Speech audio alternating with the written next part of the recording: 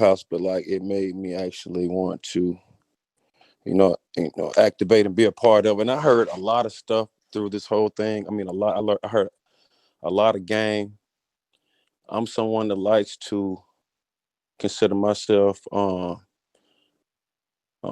intelligent because I like to learn from different resources, different avenues, if I so to speak. So for one, I know a few people on here, and then there's a couple people on here that I don't know that I would love to get to know because I think sharing information is very valuable.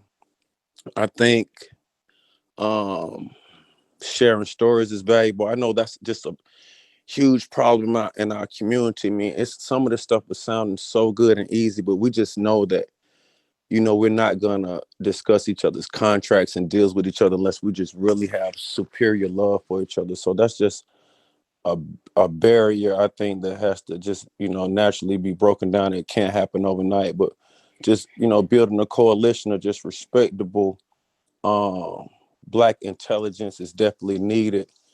Um our own community, man.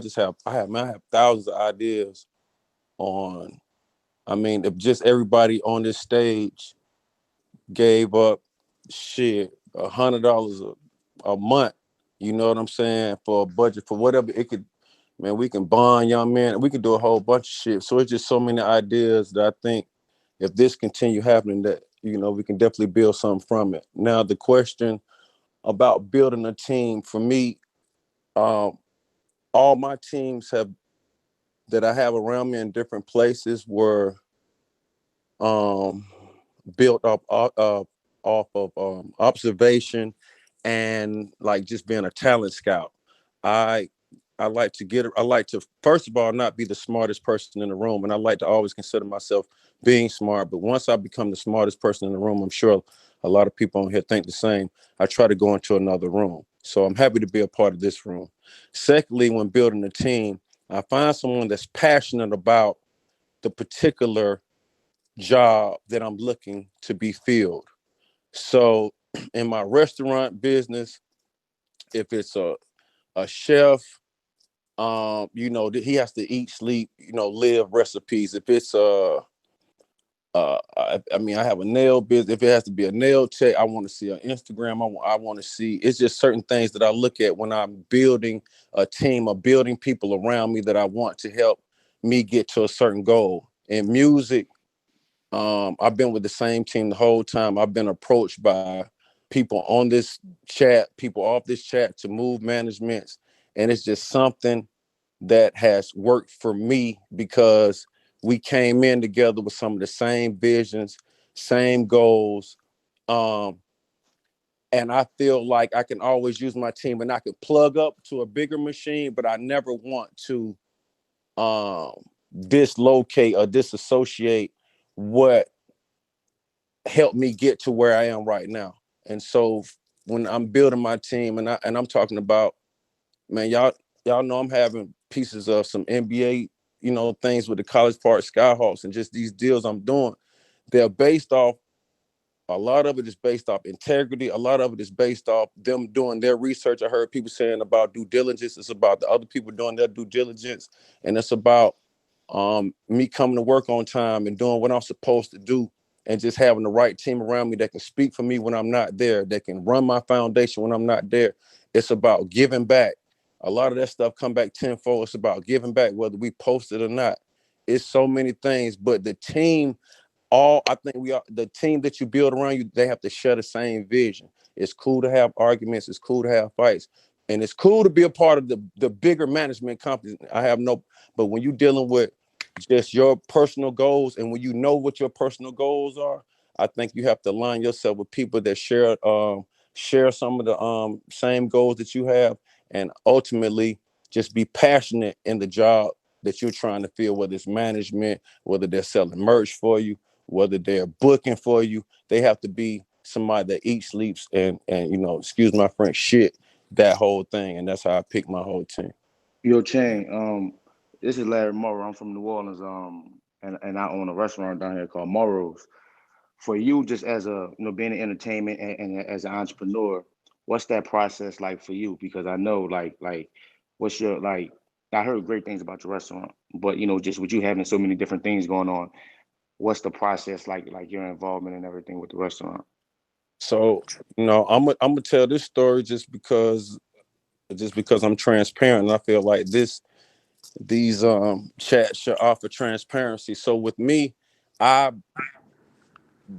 I bought many properties in the city of Atlanta, meaning I'm a dirt owner. I own dirt downtown. I own dirt, and so people, because sometimes I don't know what to do with some of these properties, would approach me to rent my spaces. Okay, so a person approached me to rent my space, and I saw their P&Ls. I saw enough information to say I don't want to lease this to you. I want to be your partner. Now I did not know this, and this is what I talk about being a talent scout and just being observant. I did not know this person for 2 weeks. I did not know this person for 2 weeks. Okay. We end up being partners because what I was going to ultimately do was charge about 6,500 a month to lease this space. I can tell y'all now we make over 150 a week at that particular restaurant, and we have four of them. At that particular restaurant that I was going to lease out for 6,500, and that was based on just an intuition. I heard Meek say just doubling down. It was just about going with my gut and knowing that it would make more sense for me to ride this wave. And when I did that, I got with somebody that was very passionate about the restaurant business, as I was very passionate about selling items, marketing, concepts, and those type of things. Once we mix those two together, you have a successful a valuable blueprint that I have three restaurants, Esco brands in the last 4 years, and I've only known her for 4 years, and we Nah, like that's crazy. and and and that's just in this restaurant. Like I can't like I'm not hiring nobody or anything like that. You know what I'm saying? But on the higher end, who I bring to the table, like just me connecting the dots, it's similar to this right here, but on the level of me bringing, me being resourceful for her, and it being her reciprocating that, and I just feel like it just, man, it makes for a win-win. Right. My situation is similar because my mom, she's a chef and she's my partner. She's great in the kitchen, and running a restaurant is a full operation. So to be a chef and to focus on the operations and focus on getting people inside the building is a big task. So just me being in the entertainment industry, having a network of people that I bring out for events and stuff, and us collaborating was like the perfect concoction because now she can focus on making sure the quality of the food is good, and I can focus on bringing people to the restaurant. So that same model is pretty much how I run my business. But no, I appreciate that. I appreciate the insight. Hey, yo, Chainz, can you talk about how you evaluate opportunities when they come to you? I'm sure that there's a lot of people whom either are on your team or just associates that you might know that bring you opportunities.